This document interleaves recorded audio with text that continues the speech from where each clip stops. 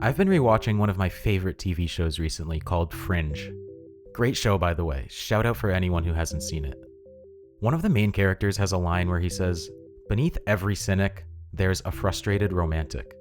And basically, when he says this, he's alluding to the idea that most people become cynical because reality disappoints them.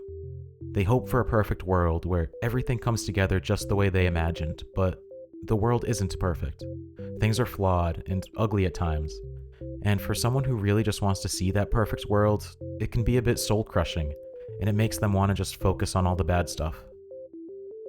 I think this attitude has unfortunately taken over how people view movies and TV, and without a doubt, video games. I think people who get the most frustrated and get the most upset over things being less than they hoped are often the ones who are most invested. But I've come to realize that it's just not that productive to complain. I listen to other people say things like, "We need to complain more, we need to make them hear us, we can't let them get away with this." And I understand where it's coming from, but also, writers, developers, artists, they pour their heart and soul into things. And just think about it. Almost no artist intends to make something bad that won't be enjoyed or loved. I wish I could remember who said it, but I once heard a game developer say in a video, "No one goes in hoping to make a bad game." And sometimes along the way, things just don't turn out the way you hoped. And sometimes it's not even your fault. And that's life.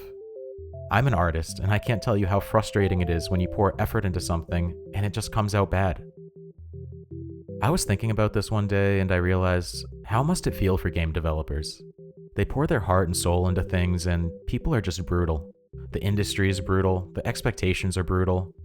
And it's hard for me to blame anyone except for maybe the nature of public companies because they're always trying to minimize costs and maximize profits. So, I've been trying to make an effort to appreciate what some games get right, despite not being totally perfect. Because I don't care that a video about why a game sucks will get way more views. I want to make a video that's positive because I don't want to live in a world where everyone is just negative and upset all of the time. And I don't want to be negative and upset all of the time. Especially not about video games, where the goal is often escapism and finding some happiness. I want to make videos where people can come together over things that they enjoyed, even though they weren't perfect.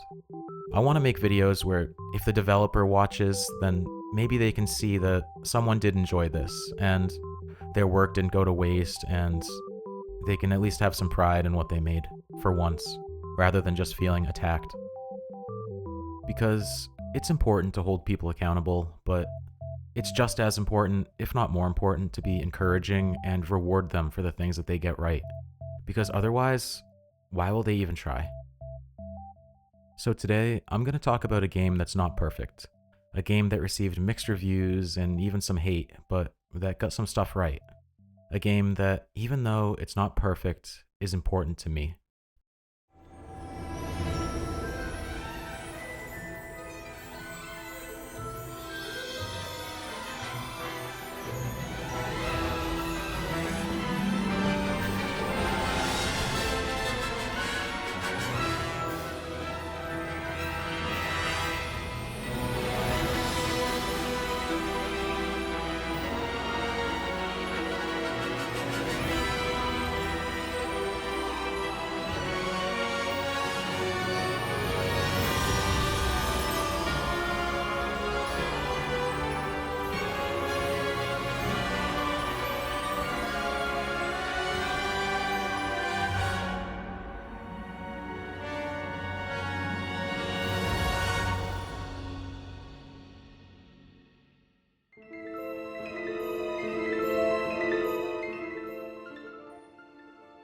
When Hogwarts Legacy launched, I bought it immediately.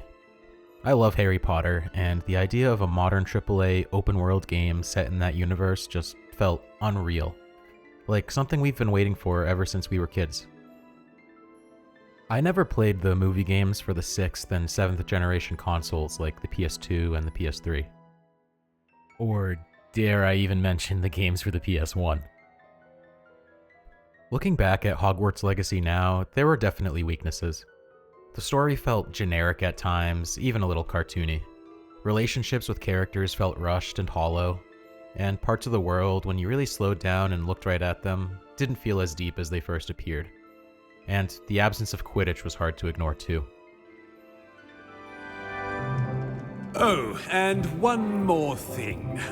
Due to the unfortunate injury on the pitch in last spring's final, this year's Quidditch season has been cancelled. Enough! It's not as though I've banned flying altogether, but don't tempt me. Come on, that just feels lazy. They literally made the brooms and the field. But despite all that, I do think there's something that this game absolutely nails. And that's the entry. Your first day at Hogwarts. The first time that you walk through Hogsmeade, the nearby village. The first time that you lift off on a broom or see a hippogriff.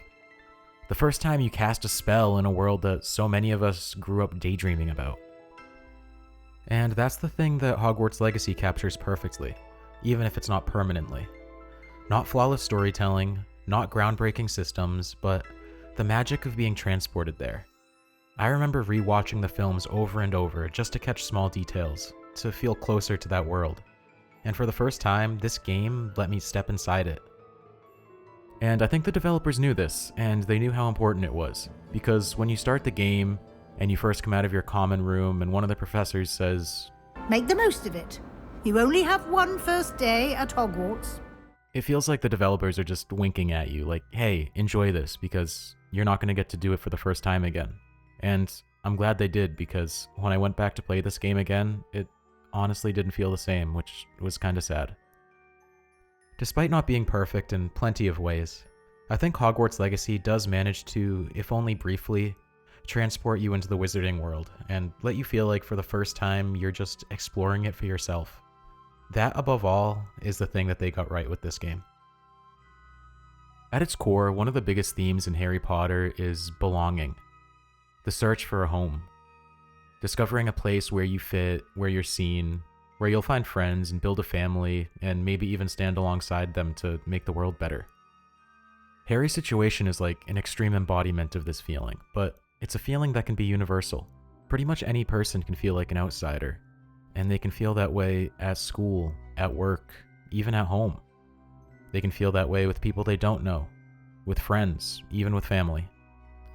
But regardless of anybody's specific circumstances and how they happen to feel like an outsider, there's a gentle reassurance in the idea that there's this place where everybody belongs, and even if you haven't found it yet, it's out there somewhere.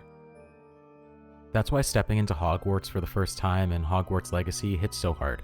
Walking into the Great Hall, wandering the library, climbing the staircases, exploring common rooms and greenhouses, spaces we've only ever watched from a distance.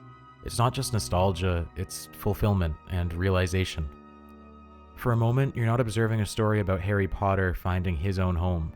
You're kind of getting to experience the story for yourself and be the conduit of the theme. And I think that's kind of the overarching magic of Hogwarts. It's not just a school, it's the idea that there's a place in the world where you're meant to be. And I do think this game delivers that, however briefly. I think the story of this game ends up going its own direction, away from the theme of the original novels. This might be by design, it might not, but I'm glad that the developers realized how important the entry is.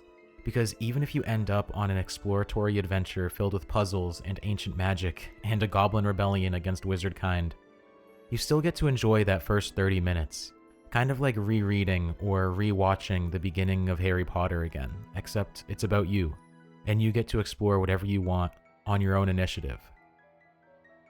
I think the developers realized that a lot of people buying this game might be getting it just for that, so even if it doesn't play into the story they wanted to tell with this game, they made sure to deliver it because people wanted it. And yeah, maybe that includes a slightly corny, fan-servicey rehashing of some of the most iconic scenes from the first film. But that doesn't bother me so much, because I think for a Harry Potter fan, the first hour of this game makes it worth it. And after that, there's plenty of other good stuff to find, even if there's some other parts that maybe you don't enjoy so much. I wasn't really sure what kind of video I wanted this to be, so if it feels a bit wandery, then that's my bad. But I know I don't want to make game reviews, and I also didn't want to make a full game analysis. I more just wanted to go back and revisit it, because I think it was a lot of fun, and I appreciate that it delivered a beautiful and fully explorable depiction of Hogwarts and a lot of other new areas we'd never seen before. So, I hope it was at the very least relaxing or engaging to listen to, and even better, maybe some of what I said resonated with you. If it did, then definitely leave a comment. It could be about Hogwarts Legacy, or it could be about another game that you enjoy that got a lot of harsh criticism. Thanks for listening. I'm going to be working on some more videos in my Cyberpunk series, so if this video wasn't up your alley, then you can look forward to that. I also want to make something else for Forza Horizon 5, I just don't really know what yet, and I don't want it to feel hollow. I hope everyone has a good day, and remember, try to let some of your inner romantic out, even if the world makes you want to be a cynic. Because I'd say we're better off with good things and bad things rather than nothing at all.